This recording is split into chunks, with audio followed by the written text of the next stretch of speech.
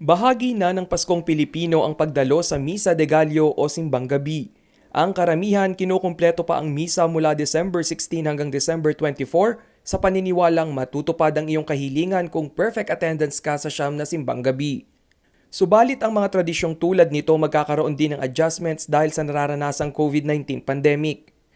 Kaya naman ang Catholic Bishops' Conference of the Philippines o CBCP inilabas ang Circular Number 2082 na siyang susunding guidelines ng lahat ng simbahang magsasagawa ng Misa de Gallo. Ang pangkaraniwang simba tuwing alas 3 hanggang alas 5 ng madaling araw ay gagawin ng alas 6 ng umaga. Bawal pa rin ang mass gathering kung kaya 30% ng total capacity lamang ng simbahan ang paihintulutan. Ang ilan sa ating mga kababayan na panata na ang pagdalo sa simbang gabi, minarapat na lamang na manatili sa bahay at sa online streaming lamang umano sila mag-aabang.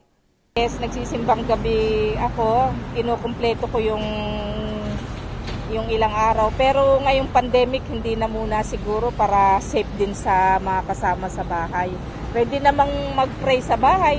Baka manood na lang muna kami sa TV, yung mga live, gano'n. Siyempre, for safety naman po. Sa online na lang. Sa online na lang kayo manonood. Oo, matanda na eh. Magkakaroon din umano ng koordinasyon ng simbahan sa LGU upang magtalaga ng mas maraming open venue na pwedeng pagdausan ng ibang misa. Maigting pa rin pinaalala ang physical distancing, pagsusuot ng face mask at pati na ng face shield. Hinimok din ng CBCP ang publiko na suportahan ng online simbang gabi kung saan magsasagawa ng live streaming ng misa sa bawat parokya. Kabilang din sa mga rekomendasyon ng CBCP ang gawing maiksi ang misa.